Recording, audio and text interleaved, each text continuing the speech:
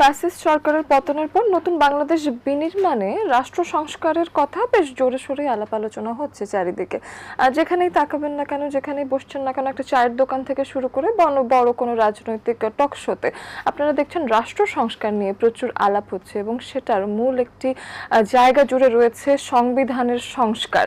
এবং সংবিধানের সংস্কার দ্বারা একটা রাষ্ট্রের সংস্কার হবে কিনা, আসলে সংবিধান সংস্কার কিভাবে করা হবে এবং কাদের মাধ্যমে হবে এই সংবিধানের সংস্কার, পুরো বিষয়গুলো নিয়ে আলোচনা হওয়া দরকার আমাদের কাছেও। এবং সেই সমসাময়িক নানান বিষয় নিয়ে যেহেতু আমরা আপনাকে স্বাগত জানাই SRS international BD presence turning পয়েন্টে, এটিএন বাংলার আজকের এই আয়োজনে আমরা আজকে এরকমই একটা বিষয় রেখেছি। বুঝতেই পারছেন, সংবিধান সংস্কার নিয়ে কথা বলবো, কিভাবে এবং কাদের মাধ্যমে। আমি অহনা তাসনিম খান আছি আপনাদের সাথে, এবং দেখেছি দুজন বিশিষ্ট ব্যক্তিত্ব যারা কিনা এই বিষয়ে প্যাশনেট এবং যারা কিনা এই বিষয়ে আমাদেরকে জানাতে পারবেন যে আইনগত কি কি সমস্যা হতে পারে কিংবা আসলে কাদের মাধ্যমে হওয়া উচিত। এবং সংবিধান সংস্কার এটা কিন্তু আসলে একটা খুব বড় টার্ম, তো সেই বিষয়গুলো নিয়ে আলোচনা করতেই তাদেরকে ডেকেছি আমরা। চলুন পরিচয় করে দিই তাদেরকে। শুরুতে আমাদের সাথে আছেন ব্যারিস্টার কায়সার কামাল, তিনি আইন বিষয়ক সম্পাদক হিসেবে আছেন বাংলাদেশ জাতীয়তাবাদী দলেও। অনেক অনেক স্বাগত জানাই আপনাকে। আপনাকে ধন্যবাদ আমাদেরকে ডাকার জন্য। তার পাশেই আছেন ব্যারিস্টার জ্যোতির্ময় বড়ুয়া, তিনি আছেন বাংলাদেশ সুপ্রিম কোর্টে। অনেক অনেক স্বাগত জানাই। ধন্যবাদ। আর যেমনটা বলছিলাম যে সরকারের পতনের পর বাংলাদেশ বিনির্মাণের ক্ষেত্রে আমরা এখন বলছি সংবিধান সংস্কার দরকার, এবং সেটার জন্য ইতিমধ্যে সংবিধান সংস্কারের কমিশনও গঠিত হয়েছে। তো সংবিধান সংশোধন নাকি পুনর্লিখন, এটা দিয়ে শুরু করি। যে কোনো রাষ্ট্রের ক্ষেত্রে সংবিধান হচ্ছে রাষ্ট্র ব্যবস্থা কিভাবে চলবে তা নীতি নির্ধারণী একটা বিষয়। তো 5ই আগস্টের ফ্যাসিস্ট পরাজয়ের পর, পালিয়ে যাওয়ার পর স্বাভাবিকভাবেই বাংলাদেশের সংবিধান নিয়ে অনেক আলোচনা হচ্ছে। কেন? কারণটা হলো বিগত 15 বছর এই সংবিধানের বিভিন্ন সংশোধনীর মাধ্যমে সংবিধানটা রাষ্ট্রের সংবিধান ছিল না, সংবিধানটা পরিণত হয়েছিল প্রকারান্তরে আওয়ামী লীগের গঠনতন্ত্রে। তো যে কারণে সংবিধান সংস্কার বা পরিবর্তন, পুনর্লিখন এই বিষয়গুলো এসছে, এবং খুবই স্বাভাবিক, আসাটাই উচিত ছিল। আমরা শুধুমাত্র এই 5ই আগস্ট থেকে নয়, প্রথম সংবিধান যে 1972 সেই সংবিধান থেকে অদ্য পর্যন্ত যে ধারাবাহিক বিভিন্ন ধরনের বিষয়গুলো এসছে, প্রত্যেকটা কারণে এখন সংবিধানের সংশোধনী বা সংবিধানকে রাষ্ট্রের সংবিধান পরিণত করার জন্য সংস্কার অবশ্যম্ভাবী। এখন সেই সংস্কারটা কিভাবে হতে পারে, কিভাবে হওয়া উচিত, সেই বিষয়ে আলোচনা চর্বিত চর্বণ চর্চিত হচ্ছে। দেখুন, সংবিধান সংস্কার প্রস্তাবনা আসতে পারে আমাদের দল বাংলাদেশ জাতীয়তাবাদী দল বিএনপির পক্ষ থেকে 2023 সনের 13ই জুলাই রাষ্ট্র মেরামতের একটা 31 দফা প্রণয়ন করা হয়েছে। এই 31 দফাটা আমি মনে করি আধুনিক কালের বাংলাদেশের বিনির্মাণে একটা ম্যাগনা কার্টার মতো। এই 31 দফার মধ্যে সংবিধান, রাষ্ট্র ব্যবস্থা, দেশের আদালত, বিচার বিভাগ, এক্সিকিউটিভ অর্থাৎ রাষ্ট্র কাঠামোর প্রত্যেকটা অঙ্গকে এই 31 দফায় টাচ করা হয়নি। কিভাবে কি করা যায় সেই বিষয়ে সবিস্তর কথা বলা হয়েছে। এবং আপনি যে সংবিধান সংস্কারের কথা বলেছেন, এই রাষ্ট্র মেরামতের 31 দফার মধ্যে প্রথম দফাটাই হচ্ছে বিএনপির, যে এখানে একটা সংবিধান সংস্কার কমিশন গঠন করা হবে। অফকোর্স 5ই আগস্টের পরে সংবিধান সংস্কার কমিশন গঠন করা হয়েছে, অর্থাৎ বিএনপির যে 31 দফার প্রথম দফাটাই সংবিধান সংস্কার কমিশনের কথা বলেছে। এখন সংবিধান সংস্কার কমিশন থেকে বিভিন্ন প্রস্তাবনা দেয়া হয়েছে। অফকোর্স অনেক প্রস্তাবনায় আছে বিএনপির যে 31 দফা সেই প্রস্তাবনার সাথে মিল আছে। যেমন বিএনপির 4 দফাতে আছে যে ক্ষমতার ভারসাম্য প্রধানমন্ত্রী এবং রাষ্ট্রপতি, নির্বাহী বিভাগের, এই দফাটাও কিন্তু সংস্কারে এসছে। বিএনপির 5 দফায় আছে পরপর 2 বারের বেশি কেউ প্রধানমন্ত্রী হতে পারবেন না, সেটাও এসছে। এরকম প্রত্যেকটা জিনিসেই কম বেশি টাচ করেছে, যেগুলো বিএনপির রাষ্ট্র মেরামতের 31 দফার মধ্যে আছে। তো এখন এই সংবিধানের যে সংস্কার, এটা একটা চলমান প্রক্রিয়া। আমাদের সোসাইটি স্ট্যাটিক না, সোসাইটি যেমন চলমান এবং পরিবর্তনশীল, ঠিক তেমনিভাবে আমাদের রাষ্ট্র কাঠামো পরিবর্তনের সময়ের সাথে সাথে পরিবর্তন করতে হবে এবং সেই জন্য সংবিধানের সংস্কারটা অবশ্যম্ভাবী। বেশ চমৎকার। এই সময় আমি ব্যারিস্টার জ্যোতির্ময়ের কাছে যদি আসি এবং জানতে চাই যে সংশোধন, সংস্কার, পুনর্লিখন যাই বলছি না কেন সেটা আসলে এই সময় কতটুকু জরুরি, এবং আরেকটা টার্মও জানতে চাই দুজনের কাছ থেকে, সেটা শুনবো। ভাইয়ের কাছ থেকে আগে শুরু করি, সেটা হলো সেটা করার এখতিয়ার এখন বর্তমান অন্তর্বর্তীকালীন সরকারের আছে কিনা। সংবিধানের কিছুটা প্রাসঙ্গিক বিষয় তো ব্যাকগ্রাউন্ড কায়সার ভাই বললেনই। আমি শুধু ওই যে দ্বন্দ্বটা এখনো পর্যন্ত রয়ে যাচ্ছে যে পুনর্লিখন না সংস্কার, কমিশন গঠন করা হয়েছে কিন্তু সংস্কারের জন্য, ফলে আপনার পুনর্লিখনের বিষয় কিন্তু এখানে আসছে না। কিন্তু এই সংস্কার কমিশন যে সুপারিশ করেছে, তাদের যে প্রস্তাবনা, শুরুতে একটা সারসংক্ষেপ প্রকাশ পেয়েছে যেটা আমরা পড়ার সুযোগ পেয়েছি। মূল রিপোর্টটাই কি আছে আমরা জানি না এখনো। সেখানে 3 নম্বর প্যারাগ্রাফে কিন্তু ওনারা নিজেরাই কনফিউজড। ওই সংস্কার কমিশন কিন্তু বলছেন, দেখেন আমরা জনগণের সার্বভৌম অধিকার প্রয়োগের মাধ্যমে সাম্য, মানবিক মর্যাদা, সামাজিক সুবিচার, বহুত্ববাদ ও গণতন্ত্রকে সংবিধানের মূলনীতি হিসেবে গ্রহণ করে জনগণের জন্য একটি সংবিধান রচনা ও বিধিবদ্ধ করছি। ওনারা তো রচনা করতে বসেননি, তাহলে পুনর্লিখনের ধারণাটা মাথার মধ্যে কিন্তু কমিশন সংস্কারের। আচ্ছা, ওনাদের আসলে রচনা করতে পারার কিংবা যাদের জন্য এটা তৈরি করছেন তারাও যে রচনা করবেন সেই সুযোগ কম, কারণ তারা তো হচ্ছে সব সংস্কারের প্রস্তাবনা দিয়েছেন। এখানে সংস্কারের প্রস্তাবনাগুলোর মধ্যে আমাদের নানান মন্তব্য আছে, সেগুলো পরের প্রশ্ন। ফলে এইটা সেটেল করতে হবে যে আসলে সংস্কারই এখন একমাত্র পথ। কিন্তু যদি আপনি মনে করেন যে আপনাকে পুনর্লিখন করতে হবে, সেটা কোনো কমিশনের মাধ্যমে করা সম্ভব না, সেটার জন্য একটা ন্যাশনাল কনসেনসাস দরকার। সেটার জন্য আপনার গণপরিষদ গঠন করতে হবে। গণপরিষদের কাজটাই হচ্ছে, কনস্টিটিউয়েন্ট অ্যাসেম্বলি হচ্ছে কনস্টিটিউশন প্রণয়ন করার জন্য কেবলমাত্র। তাহলে কনস্টিটিউশন প্রণয়ন করার জন্য কনস্টিটিউয়েন্ট অ্যাসেম্বলির কোনো আলাপ আলোচনা কিন্তু রাজনৈতিক মাঠেও নাই, সামাজিক পরিসরেও নেই, কোথাও নেই। ফলে আপনার নতুন করে সংবিধান লিখনের আলাপটা বস্তুত হচ্ছে কিছু শব্দের বাহুল্য মাত্র, কিন্তু মূলত আলাপটা আসছে সংস্কার। সংস্কার কারা করতে পারে, কিভাবে করতে পারে? যদি নতুন করতে হয় তাহলে কনস্টিটিউয়েন্ট অ্যাসেম্বলি লাগবে, আর যদি আপনাকে সংস্কার করতে হয় তাহলে নির্বাচিত যে কোনো রাজনৈতিক দলই যারা নির্বাচিত হয়ে আসছে সরকার গঠন করবে, তারা হচ্ছে সংস্কার করার এখতিয়ার তাদের আছে জনগণের ম্যান্ডেট নিয়ে। এখন একটা প্রশ্ন আপনার ছিল যে এই সময়ে সংস্কার জরুরি কিনা। প্রথম ওই অংশটা যদি ধরি, সংস্কারটা আসলে জরুরি। এই অন্তর্বর্তী সরকারের ম্যান্ডেটটাই হচ্ছে সংস্কারের জন্য, ওনারা তো রেগুলার গভর্নমেন্ট না। ওনাদের এই সংস্কারগুলোর কারণেই অনেকগুলো আবর্জনা জমেছিল আমাদের বিভিন্ন রাজনৈতিক বলেন, আমাদের আইনি অঙ্গনের মধ্যে নানান আবর্জনা, সেটি এই আইনের নাম করেই সেগুলো পরিষ্কার করা, সংস্কার করাই হচ্ছে ম্যান্ডেট এই ইন্টারিম গভর্নমেন্টের। ফলে তাদের ম্যান্ডেট তো আছেই, এটা প্রিজিউম করে নিতে হবে যে তাদের ম্যান্ডেট আছে। ডক্ট্রিন অফ নেসেসিটি দিয়ে আমরা অনেকগুলোকে এখন ইন্টারপ্রেট করার চেষ্টা করছি। সো এই ডক্ট্রিন অফ নেসেসিটির কারণে এটাও আসলে তাদের ম্যান্ডেট আছে হিসেবেই ধরে নিতে হবে, কারণ এটা না থাকলে ইন্টারিম গভর্নমেন্টের অন্য কোনো কাজ নাই 3 মাসের মধ্যে নির্বাচন দেওয়া ছাড়া।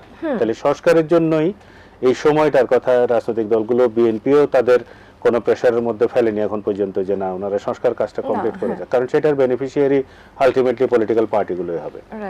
তাহলে জরুরি কিনা সেই প্রশ্নটা গেল। এখন কে করবে সেটাও আসলে এর মধ্য দিয়ে উত্তর চলে আসলো। যেহেতু আপনি ডক্ট্রিন অফ নেসেসিটি দিয়ে অনেকগুলোই এখন আমরা পরিবর্তন চাইছি এবং পরিবর্তনগুলো মেনেও নিচ্ছি, ফলে কনস্টিটিউশনের এই পরিবর্তনটা কেন করতে পারবেন না? সেটা অর্ডিন্যান্স আকারে তো হতেই পারে। অর্ডিন্যান্স আকারে রাষ্ট্রপতির ক্ষমতা প্রয়োগ করে তো আমরা অনেকগুলো আইনের মধ্যেই আমরা পাশ করতে দেখলাম গত 6 মাসের মধ্যে। ফলে এইটার আবার অর্ডিন্যান্স যখন হয় সেটার প্রক্রিয়াটা কি? আমাদের বিদ্যমান সংবিধানের প্রক্রিয়াটা হচ্ছে, যখনই একটা নির্বাচিত সরকার আসবে, সেই সরকার তাদের সংসদ অধিবেশনের প্রথম দিন থেকে 30 কার্য দিবসের মধ্যে সেটাকে ভ্যালিডেশন করবেন, যে ওনারা এটাকে মেনে নিচ্ছেন না নিচ্ছেন না, কি করবেন সেটার ভ্যালিডেশন প্রসেসটাই 30 ডেজের মধ্যে কমপ্লিট করবেন।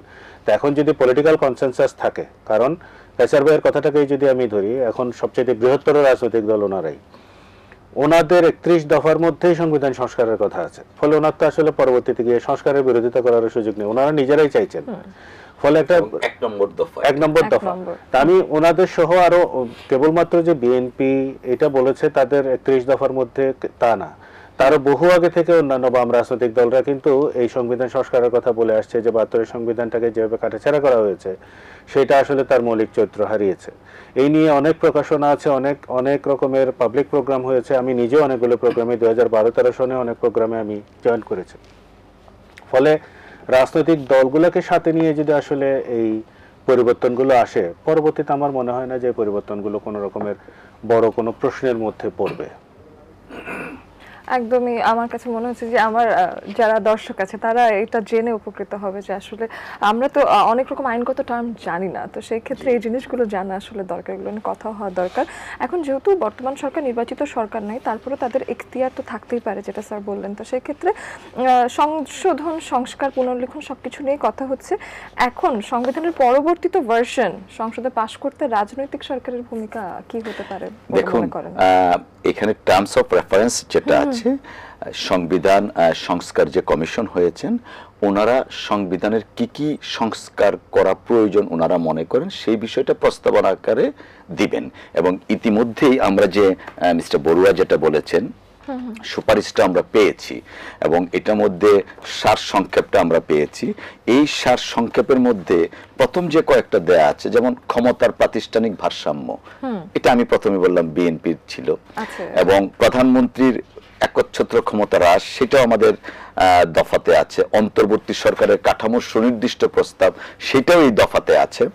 বিচার বিভাগের বিকেন্দ্রীকরণ, অর্থাৎ বিচার বিভাগ কিভাবে, অর্থাৎ এই সংবিধান সংস্কার কমিশনের যে সুপারিশের সার সংক্ষেপটা পেয়েছি অনেকাংশেই দ্বিকক্ষ বিশিষ্ট পার্লামেন্ট, সেটাও আমাদের 31 দফার মধ্যে আছে। সংবিধান হচ্ছে রাষ্ট্রের সর্বোচ্চ দলিল। এই দলিলটাকে আপনি যখন পরিবর্ধন করবেন, সংশোধন করবেন, জনগণের অংশগ্রহণ প্রয়োজন। আর জনগণের অংশগ্রহণটা কিভাবে নিশ্চিত করা যায়? জনগণের প্রত্যক্ষ ভোটের মাধ্যমে নির্বাচিত একটা সংসদ, পার্লামেন্ট।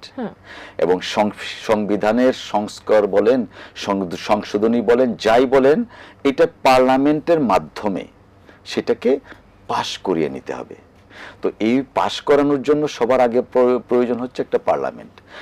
তবে সংস্কার যে করবেন ওনারা বা প্রস্তাবনা, সেটার ব্যাপারে আমি ব্যক্তিগতভাবে মনে করি ন্যাশনাল একটা কনসেনসাসের জায়গা প্রয়োজন। এখানে যতগুলা পলিটিক্যাল পার্টি আছেন, এই সংবিধান সংস্কারের প্রস্তাবনাটা নিয়ে তাদের সাথে যদি কথা বলা হয় এবং একটা যদি ন্যাশনাল কনসেনসাস ক্রিয়েট হয় যে আমরা এই মর্মে একত্রিত হয়ে সিদ্ধান্ত গ্রহণ করলাম, পরবর্তীতে পার্লামেন্ট নির্বাচনের পরে যারাই সরকার গঠন করুক না কেন, আমরা এই সংশোধনীগুলা পরবর্তী পার্লামেন্টে পাশ করব। এই একটা ন্যাশনাল কনসেনসাসের প্রয়োজন। আর এখন এই বর্তমান প্রেক্ষাপটে বাংলাদেশের সবচেয়ে জরুরি ন্যাশনাল কনসেনসাস।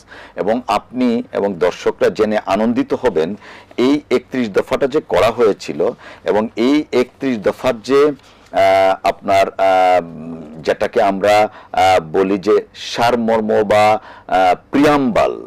প্রিয়াম্বলের মধ্যে একদম দেয়াই আছে যে, আমি যদি এক সেকেন্ডে পড়ে শোনাই, দেশের জনগণের হাতে দেশের মালিকানা ফিরাইয়া দেওয়ার লক্ষ্যে একটি অবাধ, সুষ্ঠু, নিরপেক্ষ, গ্রহণযোগ্য ও অংশগ্রহণমূলক নির্বাচনে জয় লাভের পর ফ্যাসিস্ট সরকার হটানোর আন্দোলনে অংশগ্রহণকারী রাজনৈতিক দল সমূহের সমন্বয়ে একটি জনকল্যাণমূলক জাতীয় ঐক্যমত্যের ভিত্তিতে সরকার প্রতিষ্ঠা করা হবে। উক্ত জাতীয় সরকার নিম্নলিখিত রাষ্ট্র রূপান্তরমূলক সংস্কার কার্যক্রম গ্রহণ করা হবে।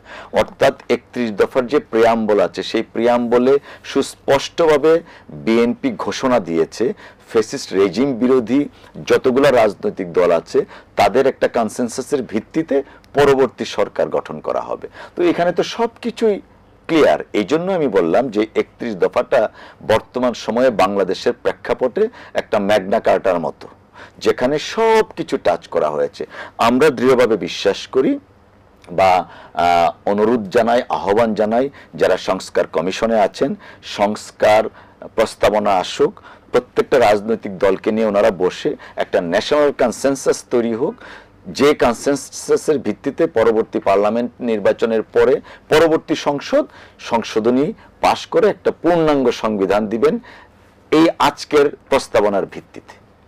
এবং যখন তারা এটা তৈরি করছেন সেই সময় কি আপনাদের পার্টিসিপেশন, আপনাদের সেই সময় সেই জায়গায় বা তারা যে নিয়মগুলোতে পরিবর্তন আনছেন সেটার জন্য কি প্রি অ্যাপ্রুভালের ক্ষেত্রে আপনারা পার্টিসিপেশন আশা করেন কিনা? না, এর মধ্যে তো যারা সংবিধান সংস্কার কমিশনে ছিলেন প্রত্যেকটা রাজনৈতিক দলের কাছ থেকে ওনারা প্রস্তাবনা চেয়েছেন। আমাদের বিএনপির পক্ষ থেকে একটা প্রস্তাবনা দিয়েছি। আর সবচেয়ে বড় কথা, 31 দফা যে একটা পাবলিক বুকলেট হ্যাঁ, 31 দফার মধ্যে কিন্তু সবকিছু দেয়া আছে, প্রিয়াম্বল থেকে শুরু করে দফাওয়ারি আমি বলছি। যেমন এখানে দেয়া আছে সারসংক্ষেপে দু কক্ষ বিশিষ্ট পার্লামেন্ট, সেই 2 কক্ষ বিশিষ্ট পার্লামেন্টকে অ্যাড্রেস করা হয়েছে।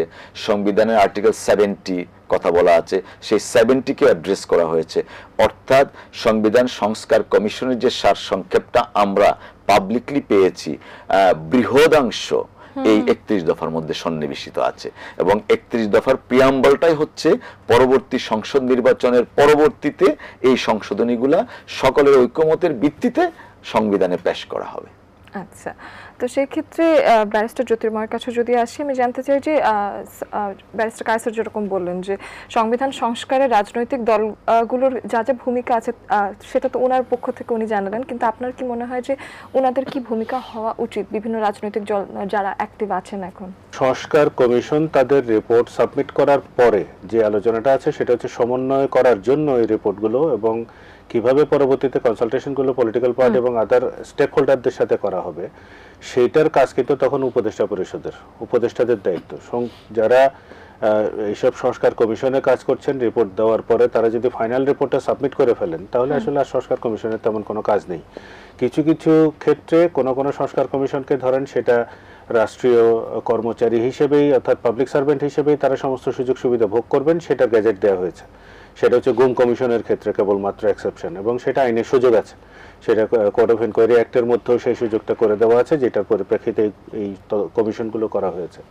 তাহলে গুম কমিশনকে শুধুমাত্র সরকারি কর্মচারীদের ব্যাপারটা দেওয়া হয়েছে এবং সময়টা এখনো পর্যন্ত বেঁধে দেওয়া হয়নি, একটা লম্বা সময় কিন্তু এখনো আছে। কোনো কমিশনের আরো মার্চ পর্যন্ত কিংবা তারও পরবর্তী আরো 6 মাসের সময়ও আছে। কিন্তু যারা দিয়ে ফেলেছেন তাদের সাথে তো আর কনসালটেশন যারা করার আছে ওনারা তো করেছেন ওনাদের মতো, বাকি কনসালটেশন প্রসেস কিন্তু এই অন্তর্বর্তী সরকারে যারা উপদেষ্টারা আছেন উপদেষ্টারাই হচ্ছে ঠিক করবেন যে কার সাথে কিভাবে স্টেক হোল্ডারদের সাথে বাকি আলোচনা কিভাবে নেবেন। যেমন ধরেন এখানে খুব স্পেসিফিক্যালি যদি আমি বলি যে বাংলাদেশের 2 কক্ষ বিশিষ্ট আপনার আইনসভা হবে, পার্লামেন্ট হবে, সে আলোচনা কিন্তু এমনিতে থাকলেও সেটা মাস পিপলের কাছে এখনো পর্যন্ত কিন্তু একটা জটিল প্রাতিষ্ঠানিক একটা প্রক্রিয়া, অভ্যস্ত। ফলে এইটা আপনার মানুষজনকে অভ্যাস করানো এবং মানুষজনকে ইনফর্ম ডিসিশন নেওয়া যেটা বলে, তারা জেনে বুঝে তারপরে সম্মতি দিচ্ছে, সেটা আদায় করতে গেলে কিন্তু একটা লং প্রসেস। এটা একটা বড় রকমের শিফটিং, কিন্তু আমরা এত বছর ধরে একরকম ভাবে ওয়েস্টমিনিস্টার পার্লামেন্ট সিস্টেমের মধ্য দিয়ে চললাম, হঠাৎ করে আপনি 2 কক্ষ বিশিষ্ট এটাকে আইনসভায় পরিণত করতে যাচ্ছেন, সেটাকে কিভাবে মানুষ নেবে বা বোঝাপড়ার জায়গাটা কিভাবে মনে করছেন যে এটা আসলে আমরা মেইনটেইন করতে পারবো কিনা। ফলে মানে এটা যে শুধুমাত্র পলিটিশিয়ানদের কথা বলছি তাই না, এটা হচ্ছে সাধারণ মানুষের মধ্যেও কিন্তু এই নিয়ে যথেষ্ট কনফিউশন কিন্তু এখন পর্যন্ত আছে, কারণ বেশ জটিল প্রক্রিয়া, এটাকে অভ্যস্ত হওয়ার একটা ব্যাপার আছে। এটা ভালো না মন্দ সে প্রশ্ন কিন্তু পরে, আমি বলছি হচ্ছে প্রক্রিয়াটা জটিল। সেই জটিল প্রক্রিয়াটা মানুষ খুব সহজে কতটুকু পারসিভ করতে পারছে, নিতে পারছে, সেটা বোঝাপড়ার জন্য কিন্তু কনসালটেশন গুলো খুবই জরুরি। Stakeholder consultation as well as political party consultation. Political পার্টিকে প্রায়োরিটি আপনার দিতেই হবে, কারণ আমরা যখন বলি যে এটা বলাটা খুব সহজ যে কিভাবে জনমত যাচাই করবে। এখন ধরেন আমি নিজে যদি একটা পলিটিক্যাল পার্টি গঠন করি, তাহলে আমার মতামত, আমি যে জনগণকে রিপ্রেজেন্ট করছি সেটার আসলে যাচাইয়ের উপায় কি? আমরা তো নিজেরা ক্লেম করি যে আমি অমুক পার্টির নেতা, আমাকে তো লোকজন বলে না যে উনি আমার নেতা। অর্থাৎ সাউথ এশিয়ান কনটেক্সটে যদি খেয়াল করেন, পলিটিক্যাল পার্টিগুলো অলওয়েজ অল সেলফ অ্যাক্লেইমড, নিজেরা দাবি করে যে আমি অমুক পার্টির নেতা, বা পার্টি থেকে সিদ্ধান্ত হয় তাদের গঠনতন্ত্র অনুযায়ী সে নেতা। সেটা যাচাই করতে হয় তো আসলে নির্বাচনের মাধ্যমে, ভোটিং রাইটটা তো সেই কারণেই ভোটের মাধ্যমে যাচাই। কিন্তু এখন তো আসলে সে অর্থে এত বড় বড় সিদ্ধান্তগুলো নেওয়ার জন্য ভোটিং এ যাওয়ার মতো খুব একটা পরিস্থিতিও নেই। তাহলে কিভাবে হবে? আলটিমেটলি আপনাদের পলিটিক্যাল পার্টিস গুলোর মাধ্যমে কিন্তু মেইন, কিন্তু সাথে যেন অন্যান্য আরো যারা স্টেক হোল্ডার এই বিষয়গুলো নিয়ে আসলে বোঝেন, দীর্ঘদিন ধরে কাজ করছেন, স্থানীয় সরকার নিয়ে কাজ করছেন, অনেকেই আছে, অনেক প্রাইভেট পার্সন আছে, অনেক অর্গানাইজেশন আছে কাজ করছে, তাদের সবার সাথে আমার মনে হয় যে একটা খুব খোলামেলা বিস্তারিত আলাপের প্রয়োজন আছে এগুলো নিয়ে, তারপর সিদ্ধান্তটা নেওয়া যেতে পারে। ব্যারিস্টার কায়সারের কাছে এসে জানতে চাই যে আপনি তো একজন রাজনৈতিক দলের সাথে ইতিমধ্যে যুক্ত আছেন এবং নির্বাচিত হয়ে ক্ষমতায় আসলে আপনাদের নিশ্চয়ই কিছু প্ল্যানিং আছে, সেই উদ্যোগগুলো নিয়ে একটু শুনুন।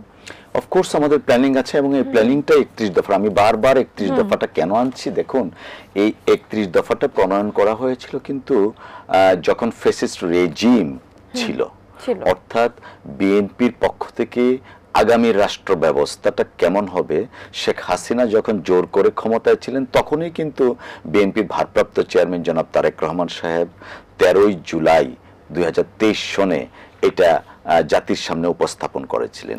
23 অর্থাৎ 24 না 23 মানে হলো আমাদের আন্দোলনের আগে অর্থাৎ বিএনপির প্রস্তুতি আন্দোলন যেমন চলছিল ঠিক আগামী রাষ্ট্র ব্যবস্থা কেমন হবে সেটাও চলছিল, এবং এই 31 দফার যে প্রণয়ন করা হয়েছিল সেটা কিন্তু শুধুমাত্র বিএনপির ব্রেন চাইল্ড না, অপরাপর যারা ফ্যাসিস্ট বিরোধী রাজনৈতিক দল ছিলেন তাদের সাথে আলাপ আলোচনা পরামর্শ করেছেন, এবং সমাজের যারা প্রাজ্ঞ ব্যক্তিত্ব সুধীজন, মিস্টার বড়ুয়ার মতো যারা প্রখ্যাত আইনজীবী, অনেকের সাথে কিন্তু মত বিনিময়ের প্রেক্ষিতে সার্বজনীনভাবে 31 দফাটা প্রণয়ন করা হয়েছে, অর্থাৎ আগামীর বাংলাদেশ।